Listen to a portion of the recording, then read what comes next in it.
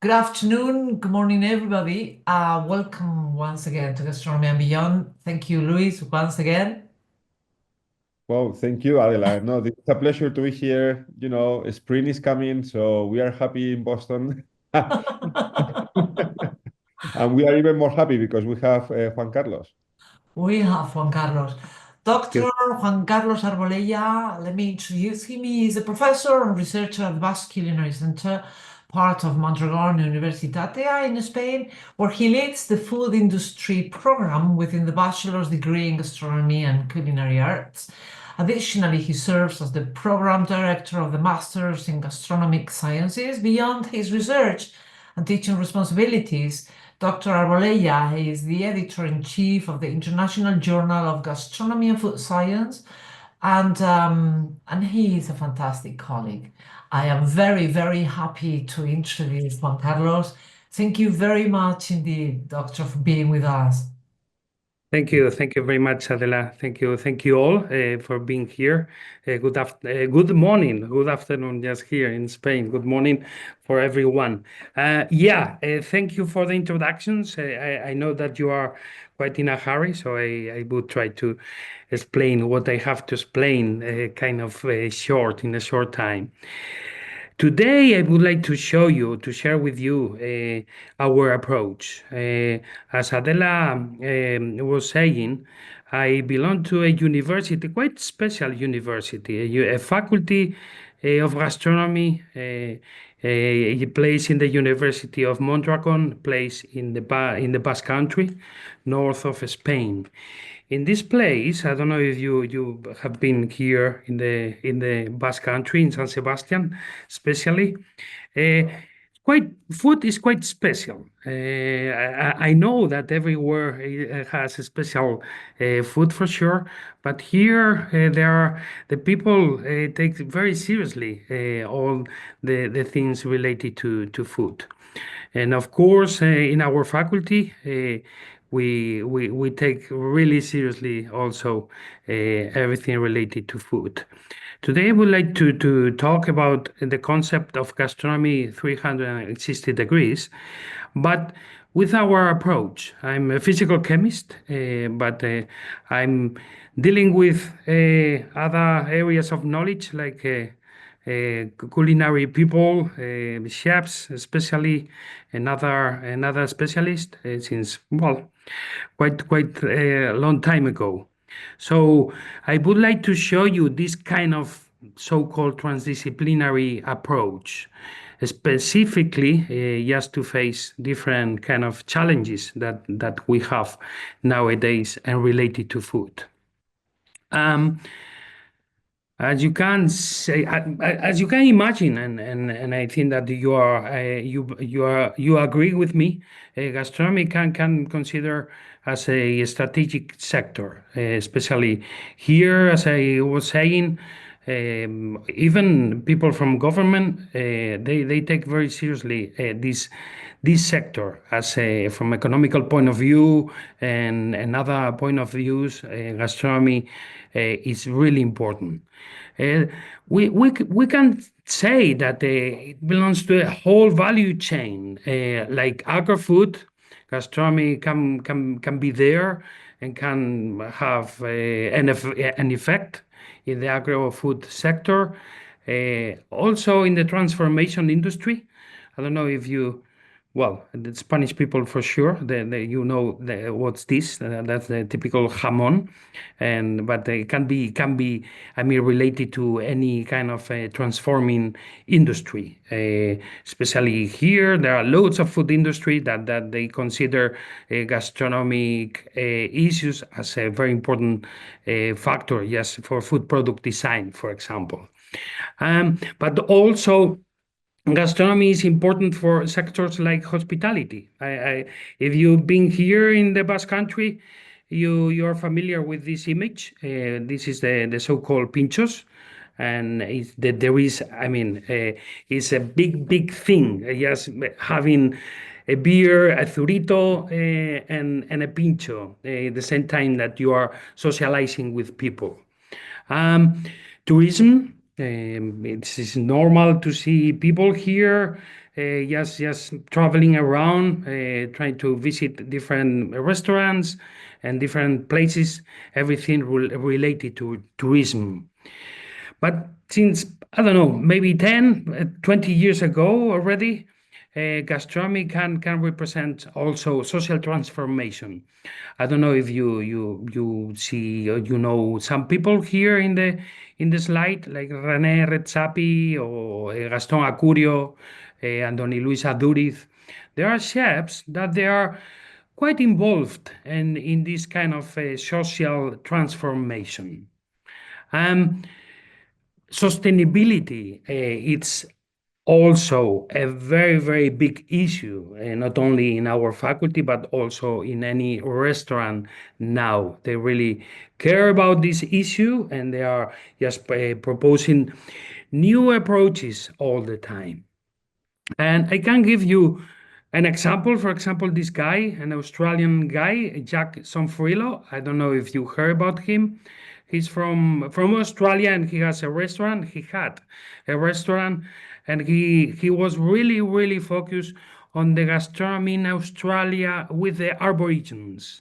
And that's what he says is the following. The role of the chef is a humanitarian, HR, human resources for staff management, for psychology for your chefs in the kitchen, sustainability activists. I think anything now, I think the role of chef has changed from just being a cook, really, with a bit of management skills, into, it seems now that chefs are they're not chefs anymore, they're gastronomic leader. I hope you heard the voice. Yeah, a gastronomic leader. I think that he's right, and I think that so many people from restaurants, but not only the top ones, but also, especially now, the young people, they have a commitment. They have they have a commitment with the planet, with the people, and they are all the time thinking about this issue, sustainability, and they assume that role. Scientists, that sometimes that we are not well seen. People don't really trust all the time what the scientists are saying. So I think that having people like chefs with us trying to transmit new ideas is all the time really interesting stuff. This guy won the BCC World Prize just for the social commitment that he had with the Aborigines in Australia, thinking about that kind of gastronomy and recovering this gastronomy as a way of sustainability too. So that's why we are saying gastronomy 360 degrees. What does it mean? Well, I suppose that you already know. We see gastronomy in different perspectives. Gastronomy is not only cooking. Gastronomy can represent, gastronomy is culture, is history, is politics, is food science, is chemistry, is everything. There is a very nice space in that space called gastronomy where we can do really interesting things, and that's how Basque Culinary Center look at that space in that kind of broader view. So that's why if we look at the future, well, maybe that's the present already. We realize from our faculty that if we want to change the world, we need to change our way of thinking. And of course, we need just to change our relation with the food. That's what we are trying to do here. And all the time, people can think about what is gastronomy. there are completely different concepts about the definition of gastronomy. For us, we would say it's not only cooking, but it is not only science, it's everything, as I was saying. I don't know if you heard about this kind of tale, the seven blind guys touching an elephant and trying to define what is an elephant.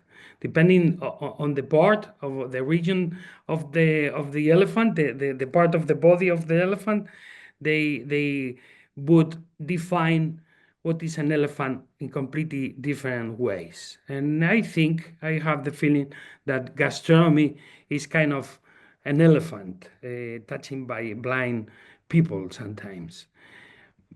Blind in a way because we individuals, we normally represent a discipline. As I said, I can, maybe I could consider myself as a chemist representing science, using the scientific method. And sometimes we can say, maybe not for us, but for some people, science can be a kind of a religion. Science is saying that, so that's completely right. So we are kind of, oh, that's what we think. Disciplines are really interesting, of course, really useful, but sometimes when you are trying to see the whole picture, can be a barrier, can be something that, well, can hide some information. That's why we consider some years ago already, I mean, this question, can gastronomy be a discipline? That's why among different initiatives that we have, as Adela was saying before, we are running this kind of project from maybe 20 years ago already. I'm getting old with international International Gastronomy of Food, International Journal of Gastronomy and Food Science. It is published in Elsevier, and I remember for those ages when we were just talking with chefs and trying. I mean, the first initiative was, can a chef write in a scientific format in order to have peer review articles and have a more serious discipline? And nowadays we are sure about that, but not only chefs writing in a journal, but also mixing with scientists and other kind of experts like sociologists or anthropologists. Trying to hold this kind of difficult concept, transdisciplinarity. What's that? I recommend you a guy called Nicolescu, writing about the methodology of transdisciplinarity.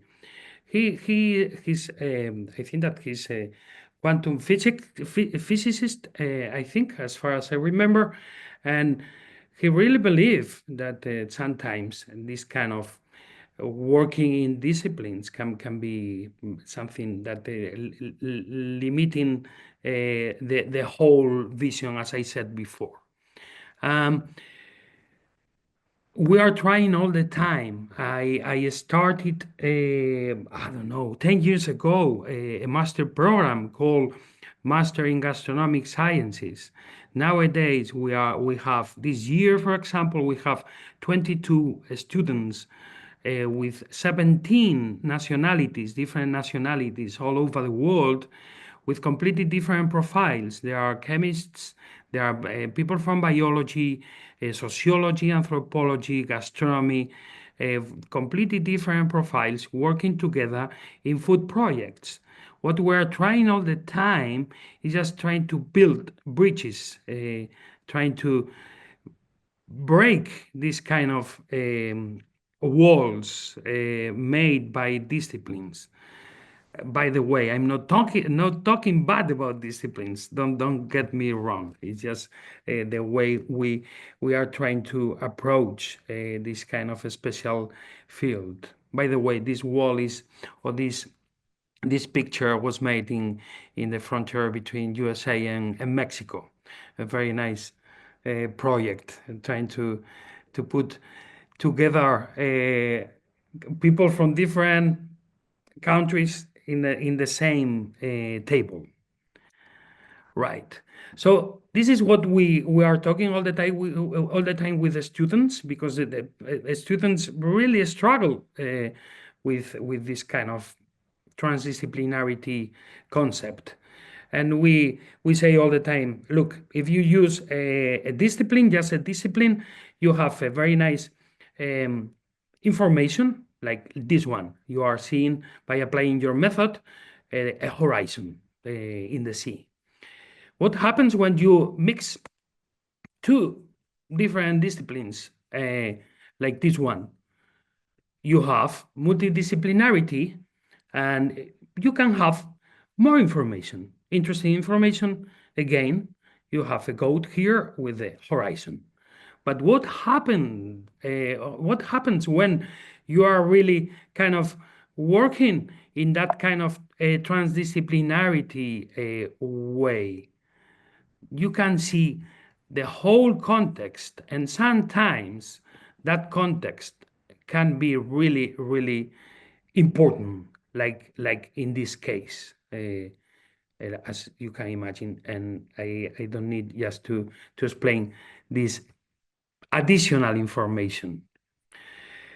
So that's why we're talking all the time that just trying to do the research from the being, not from the discipline. And the first thing we are doing with our students is working with them. For example, in this case, working with a psychologist, trying to explain in a representative way that the disciplines are represented by individuals, but you cannot pick up your discipline from your way of being. So you need to take into account everything.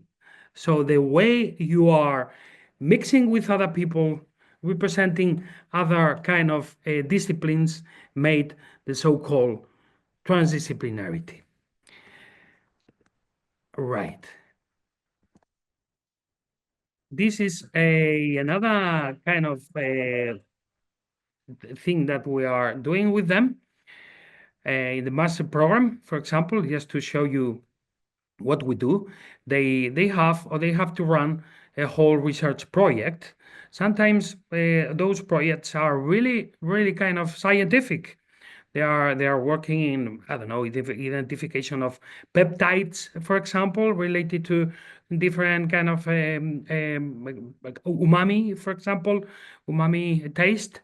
But what we do during the year is trying to show the same topic, but in different perspectives. That's why we are forcing them to think about the same topic, but in other ways. Like, for example, in this case, working in the artistic perspective, trying to design a play, a theater play, or kind of a experience related to their topic.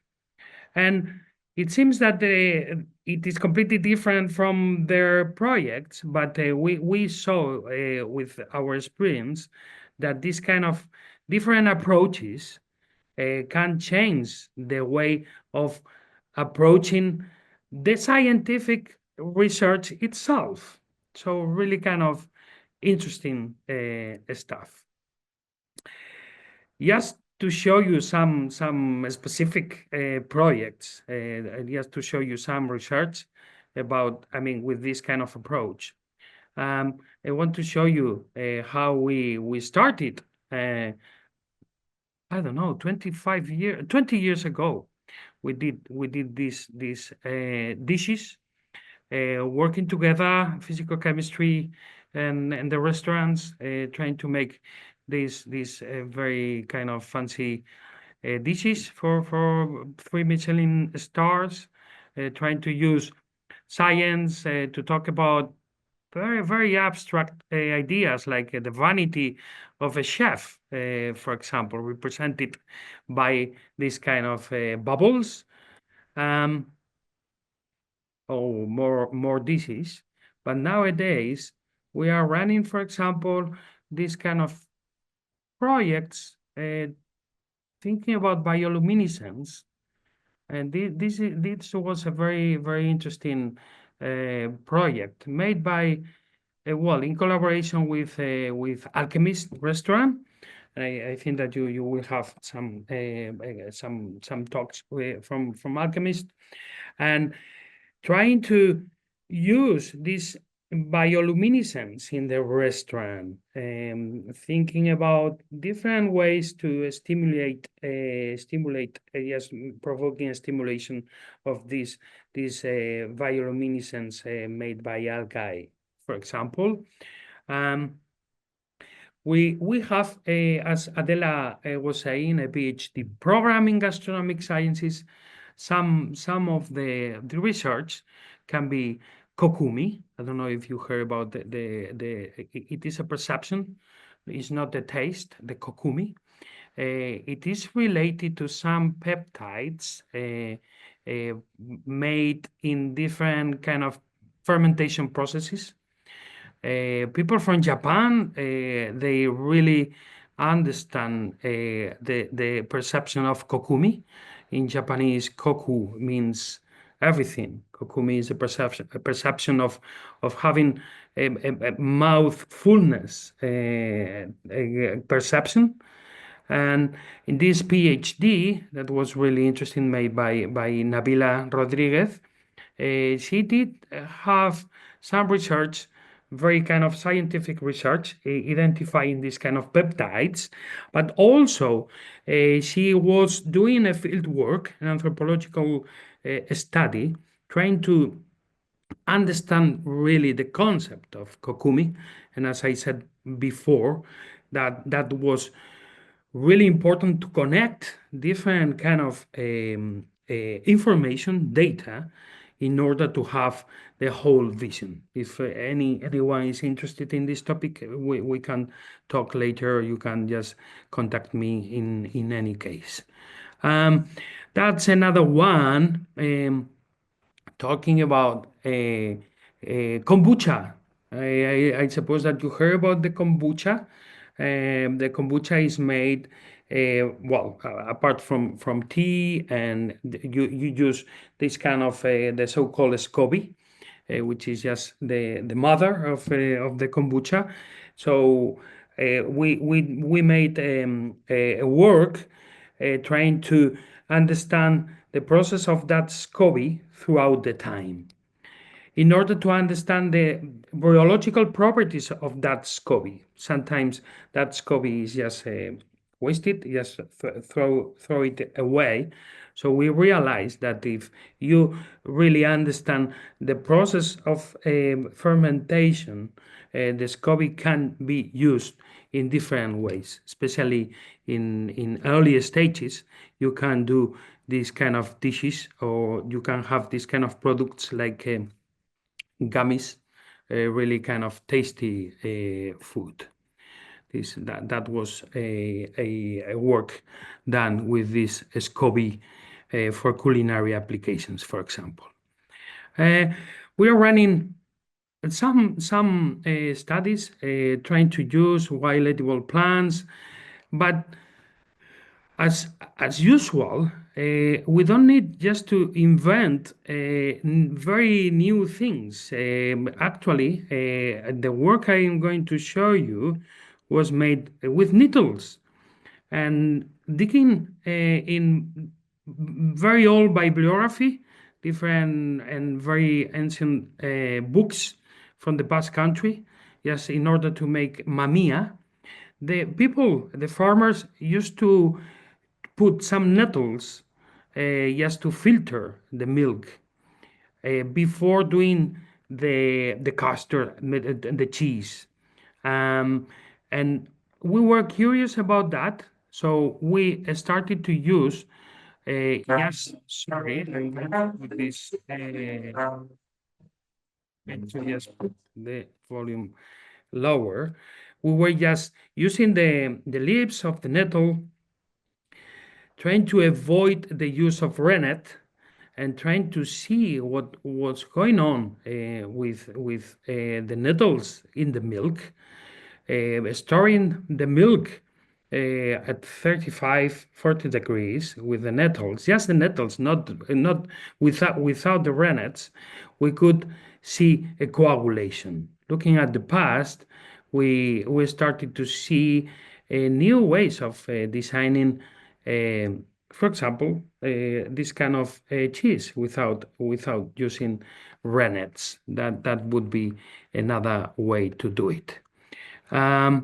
Okay, and yes, for the last sorry again, I have to put this volume here like that. Oh no, I'm going to show you this video with the whole voice, because these are different projects that the master students are running, talking about this kind of disciplinarity vision.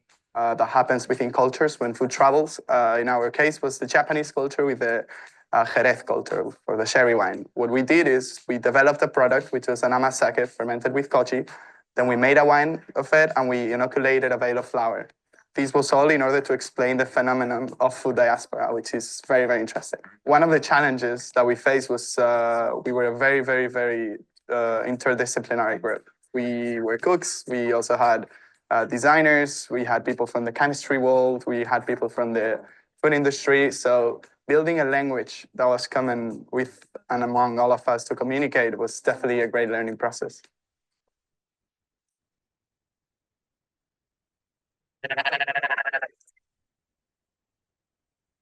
So our project focused on extensive livestock farming and fostering food democracy among goat shepherds in Catalonia. We went to visit different extensive livestock farms in order to see the reality of the goat shepherds in Catalonia.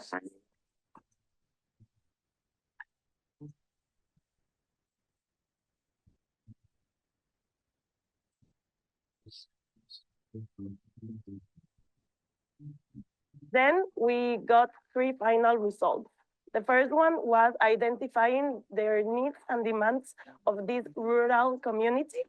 The second one was creating gastronomic products with their raw material. And the third one, and most important, was the transfer of knowledge of this community. We wanted to communicate their reality and shine light on their necessities and gastronomic values.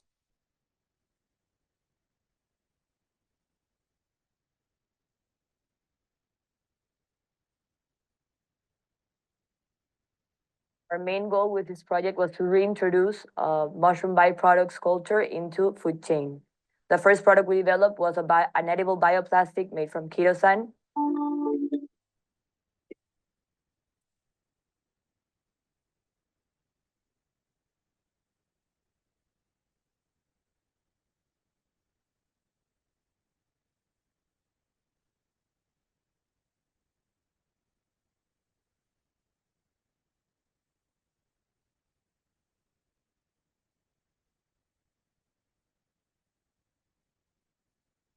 Yeah, we have lost the sound, but Yeah, we can't hear. Can you hear that? No. Yeah?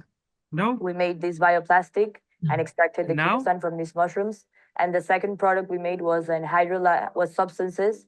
So hydrolyzed substances made for flavor as a flavor enhancer. We wanted to make this project and 2 products so that we could work with sustainability and circular economy and work within the mushroom industry.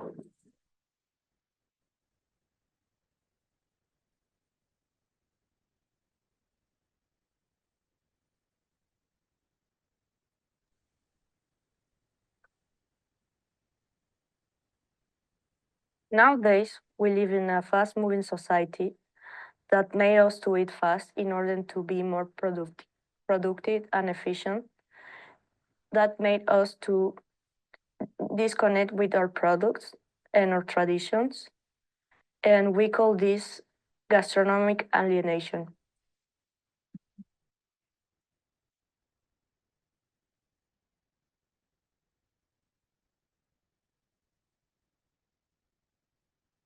We are an ancient technology. That's the name of our team. We found nixtamalization, that it's an alkaline method of cooking that have more than 6,000 years of history. And we ask ourselves, how can it be possible that this technique persists all of these years, even after a conquest?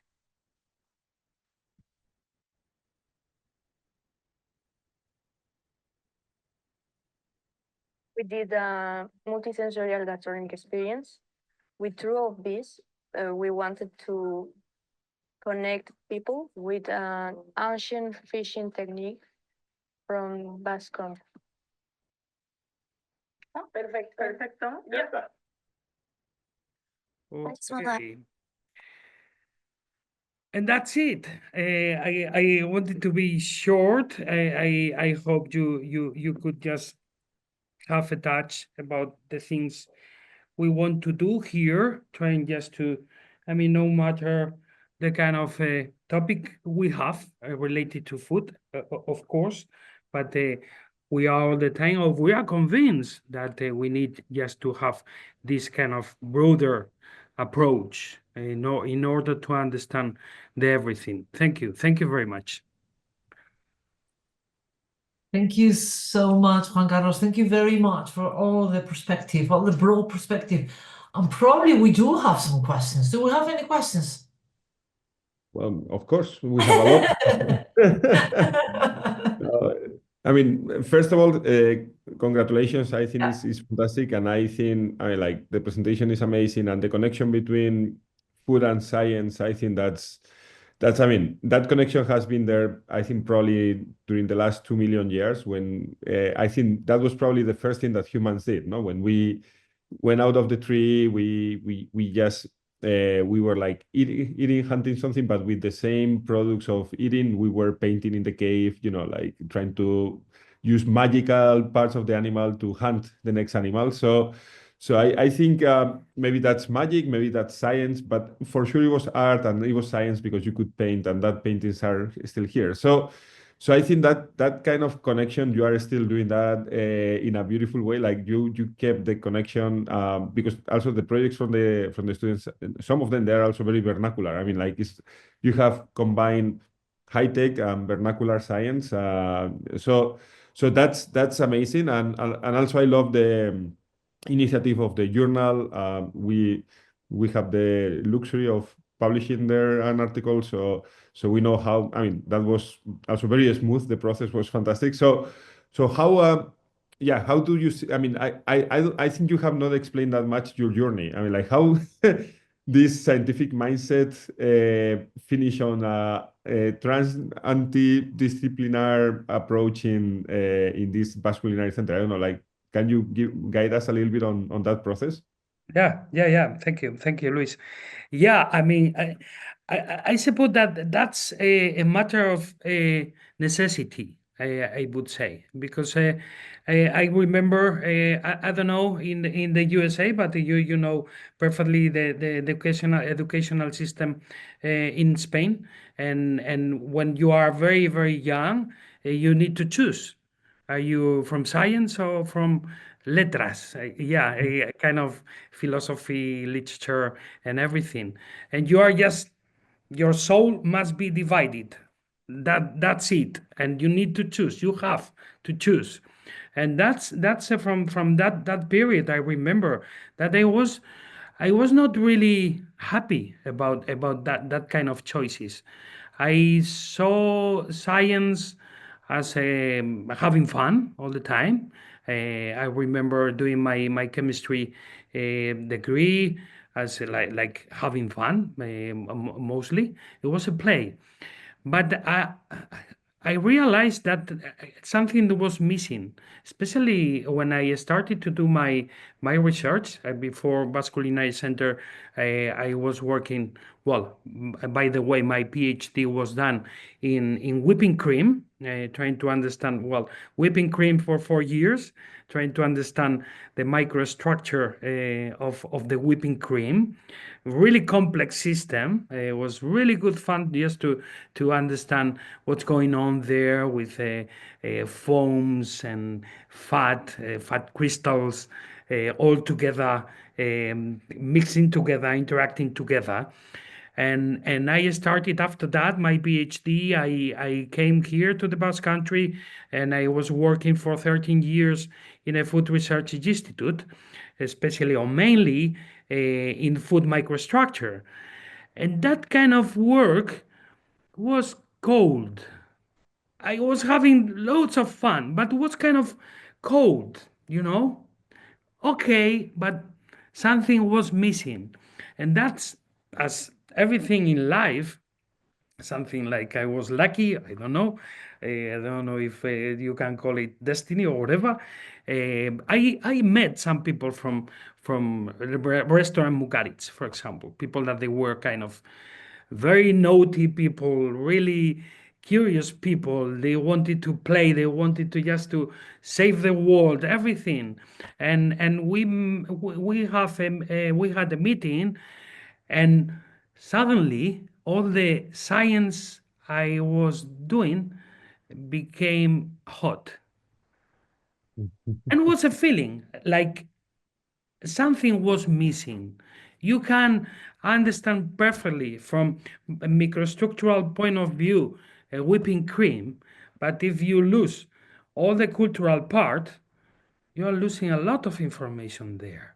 So I I force myself to dig into another kind of disciplines in order to understand better topics like whipping cream. And all of us can understand that if you are thinking about one of the most favorite dish for you, maybe 80% of the people would say something related to your grandma or your mother, something related to the emotional part. So, what's a feeling like? I really need to understand this. I didn't choose this kind of interaction between science and gastronomy because I love cooking, or this is fancier, or I don't know, they have more glamour than the scientist people. It was a necessity to understand much better different questions and topics. That's really interesting. I didn't really know why you started like that. Yeah, but that is a very, very good question. Do we have any more questions? Yeah, Marcus and Maggie had share a question over there. Do you want to read it? Yeah, just give me a sec. Yeah, okay. Thank you very much, first of all. How does one make the distinction between food science and science food? After World War II, the connection between science and food resulted in highly processed foodstuffs, which resulted in much bad food. What do you use to guide or direct your research? Thank you again, Marcus. Marcus, that is an amazing question, as usual. Thank you so much. Yeah, thank you. I remember, I don't know if you met Professor Jose Miguel Aguilera from Santiago de Chile, from Pontificia University of Santiago de Chile. He used to be, well, sorry, he is a food engineer, but he used to work in big companies like Nestlé. He was really involved here in Europe, collaborating quite a lot of time with the food industry.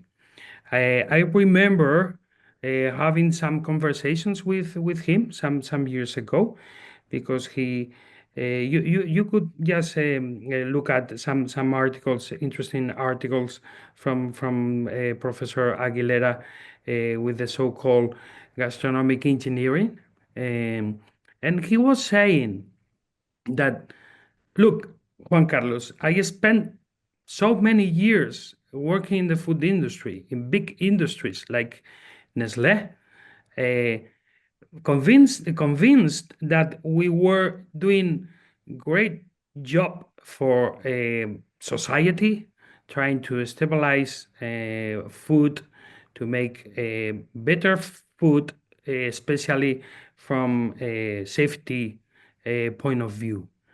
But now I realized that forcing ourselves in order to have this kind of foodstuffs, we lost really useful and important information in those foods.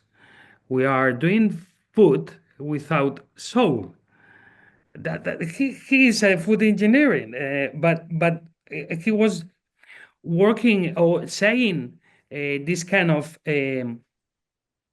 sharing this kind of ideas. What I mean with this is that I mean, it was important what the food industry did, for sure, and I think that especially with this kind of increase in population, and obviously there are some processes that you cannot use for everyone, like for example what I was sharing with you, like using wild plants, for example. But you can be inspired, and you can use, in a way, this kind of knowledge, culinary knowledge, connected to the ancient technology also, this kind of nixtamalization, for example, that I show, or loads of different examples, and can be connected with that kind of production, a massive kind of production, in order to what? In order to create or to design more sustainable food, for example, but even healthier food. Because if you connect that kind of food with more emotional factors, I'm sure that people can eat not only tastier, but also healthier. That's our approach, our idea. Yeah. Thank you very much. That's a very interesting point of view, and definitely thank you for sharing. I don't know if there is any more question. I think you're very tight with time. Do we have any more questions? Juan Carlos, what next? What is the future of food? What is the next step? That's a great answer, a great question. Sorry. Uh, we'll see. Nowadays, especially, it would be crazy to say what's the future of us, for sure. But I mean, I think that the real connection is about, or the important thing for me, is trying to mix together all the new devices. AI is entering in food. For example, they are using more kind of big data, AI, precision fermentation, making molecules, or designing molecules like caseins in order to make cheese. Loads of new knowledge, and of course that would be really interesting for the future of food. But I think that the very important thing is just don't forget our roots, trying to hold that kind of natural way of eating. So that connection, for me, would be amazing. That's a desire. I don't know if that will be the future. We don't know. Yeah, but that's so interesting. Don't forget our roots. I don't know. I am in a very philosophical mood these days. I think sometimes, in some aspects, maybe gastronomy and food is the same. I don't know if it is a back to basics, but definitely don't forget our roots. Thank you very much indeed for your time. Thank you for everything. Thank you for sharing, Juan Carlos. Thank you for being such a nice colleague all the time. All our gratitude. I think, yeah, the team has to go. It's been such an honor. Thank you so much. Thank you. Thank you. Thank you very much. Thank you. Okay, hey, that's a big group. I'm so happy to see you all. So happy. Thank you so much. Have a beautiful day. Don't forget our roots. And I think it's a back to basics in some way. All our gratitude. Thank you so much. Bye. Thank- Bye-bye. Have a nice Bye. day. Bye. Ciao.